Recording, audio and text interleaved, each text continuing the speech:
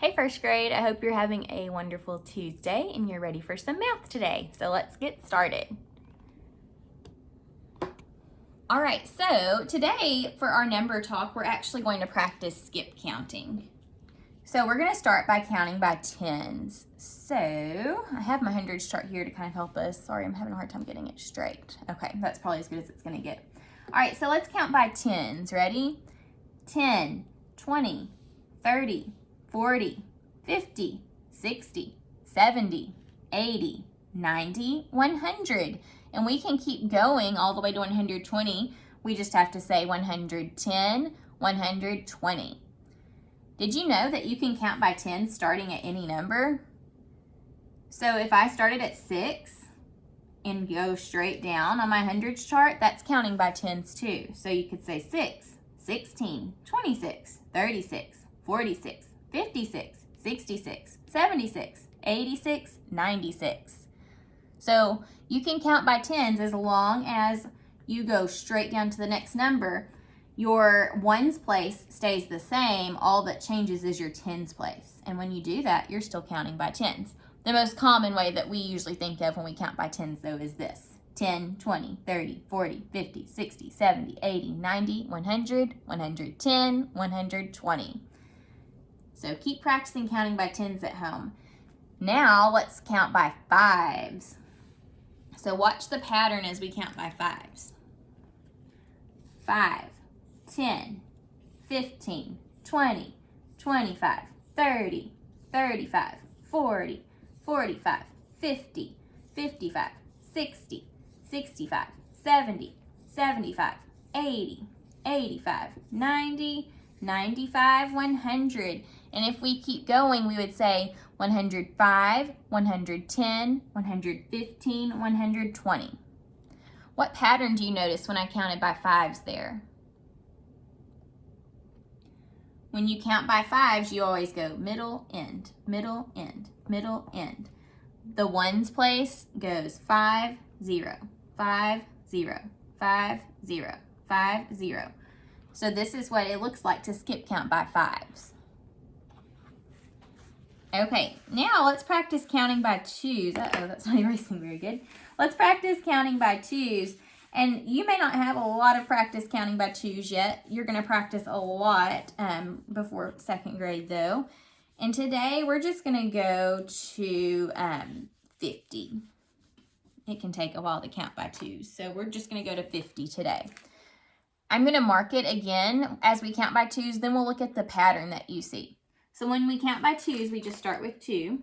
We go 2, 4, 6, 8, 10, 12, 14, 16, 18, 20, 22, 24, 26, 28, 30, 32, 34, 36, 38, 40, 42, 44, 46, 48, 50. Okay, so what do you notice there? It may be kind of hard to see because it didn't erase very good with my other ones. But do you see a pattern? What pattern do you notice when we counted by twos?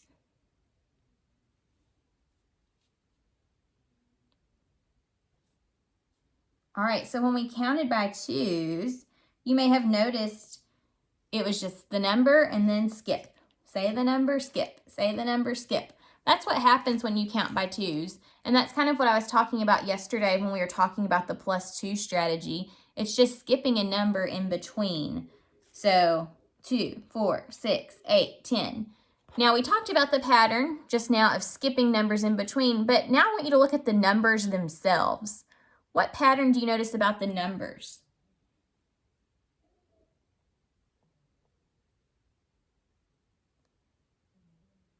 Okay, so you may have noticed, like with 12, 14, 16, 18, 20.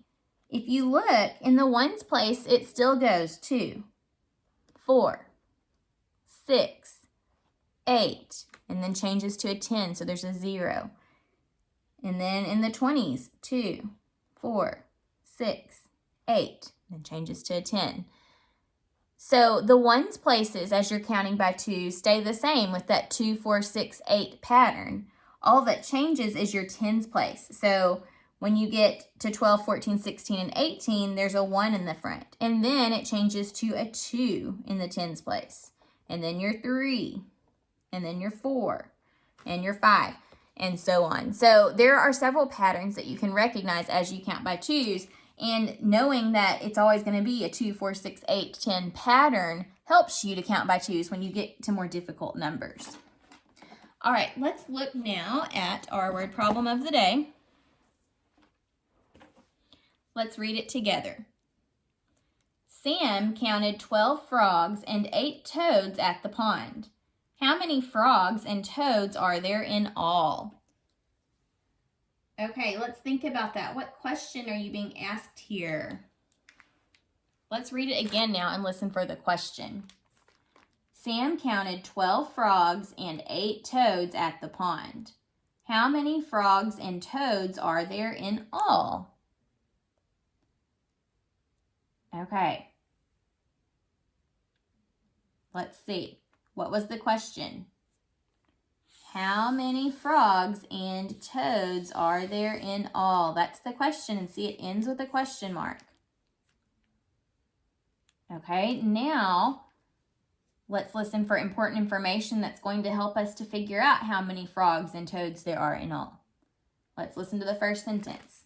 Sam counted 12 frogs and 8 toads at the pond. What's important from that sentence?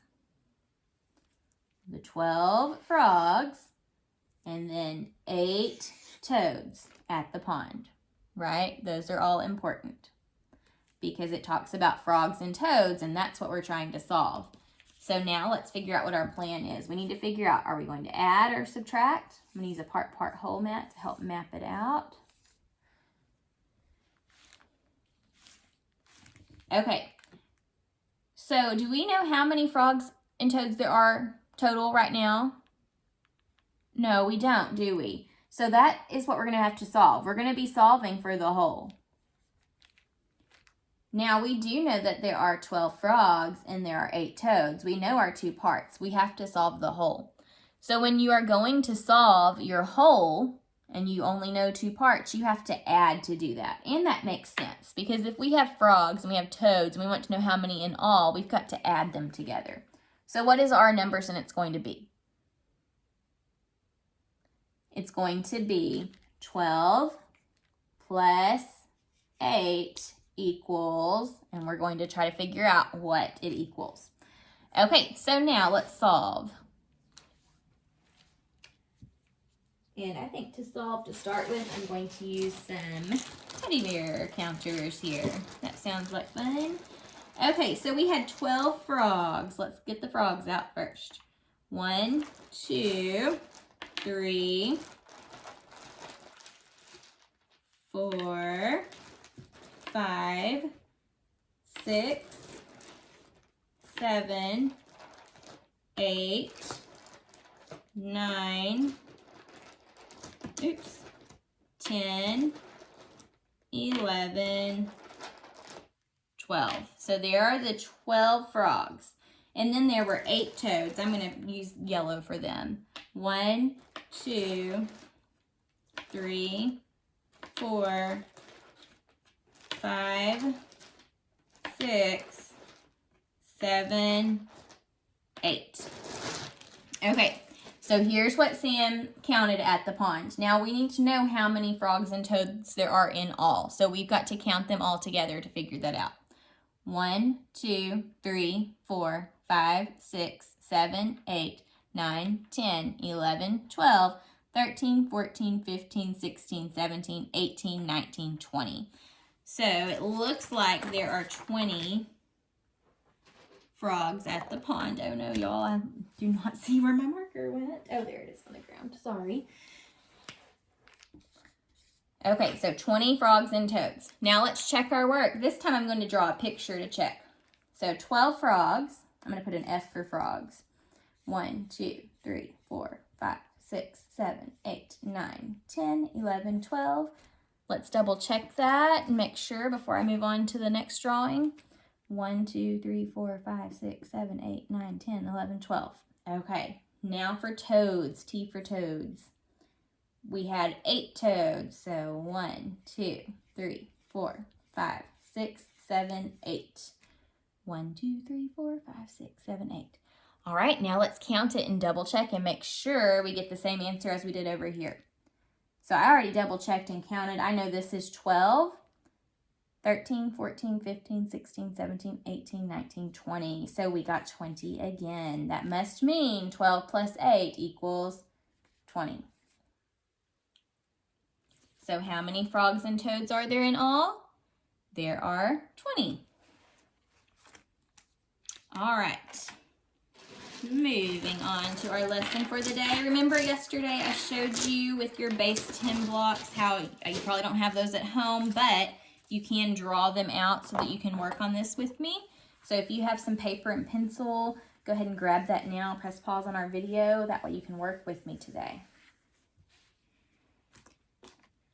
Okay, we're going to compare some numbers again. Let's start by comparing these two numbers. So how about the number 94 and the number 84? So use your base 10 blocks or your drawing of your base 10 blocks to help you compare these two numbers and figure out what symbol needs to go in the middle there. And I'm going to draw them out today too because I honestly don't know if I have enough 10s for both of these numbers. So I'm going to draw these out for us. Okay, so if you have not solved yet, go ahead and press pause and solve. If you have, we're going to go ahead and move on. All right, so 94. 94 has what number in the tens place?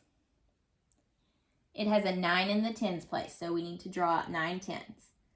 1, 2, 3, 4, 5, 6, 7, 8, 9. 1, 2, 3, 4, 5, 6, 7, 8, 9. There are my 9 tens. How many ones do I need? 4 ones, right? So 1, 2, 3, 4. Okay, now let's look at 84.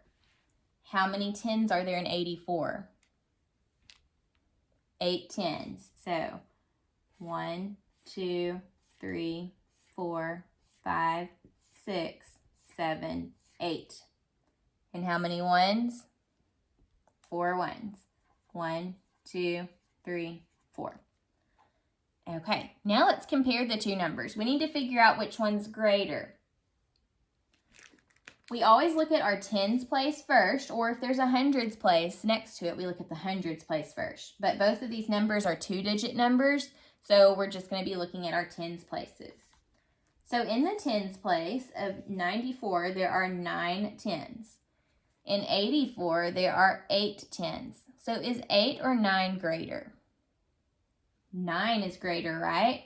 So that makes this number the greater number, 94. So it gets 2 dots, and 84 gets 1. And connect your dots.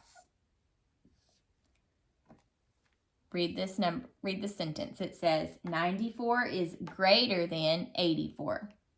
And we can prove that too if we compare our tens. Look, here's a 10, here's a 10, here's a 10, here's a 10, here's a 10, here's a 10, 10, 10, 10, 10, 10, 10, 10, 10, 10, 10, 10. Oh no, there's no 10 here. So see, this number has one more 10 than 84 does, so that's why it's greater. All right, let's compare another set of numbers.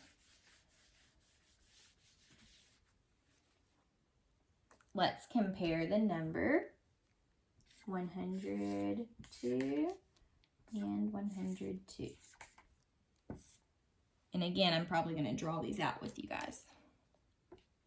So press pause and compare these two numbers and figure out which symbol needs to go in the middle. All right, let's draw them. So 102. 102 is a 3-digit number and it has a hundreds place. So how many hundreds do I need for this number? We need 100. So there's our 100. And then how many ones? There's 2 ones. Why did I skip the tens? Why didn't we put any tens? We don't have any tens because there's a 0 in the tens place, so we don't need any for this number. Let's look at our other number. What's this number? 102. So how many hundreds do I need? I need 1 100. How many tens? 0 tens, because there's a 0 in the tens place, and 2 ones. 1, 2. Okay, let's compare. So we check the hundreds places first. In the hundreds place, we have a 1 and a 1. Both of these numbers have 100. So right now, they're equal. When that happens, you move to look at your tens places. In the tens place, this number has 0 and this number has 0. So again, they are still equal. We move to the next number, the ones place. In the ones place, what number do we have? We have a 2 and we have a 2. So they are still equal. Every single place in this number was equal. So that means that 102 equals 102. They are both equal. See, their models look exactly the same too. Both have 100 and both have ones. So 102 equals 102. All right, I'm going to leave you with a challenge today. I want you to compare the 2 numbers that I give you, and we'll check it in tomorrow's lesson. Okay, so compare these 2 numbers at home, and we will check to see if you get it right tomorrow for our number talk. All right, I will see you tomorrow. Bye.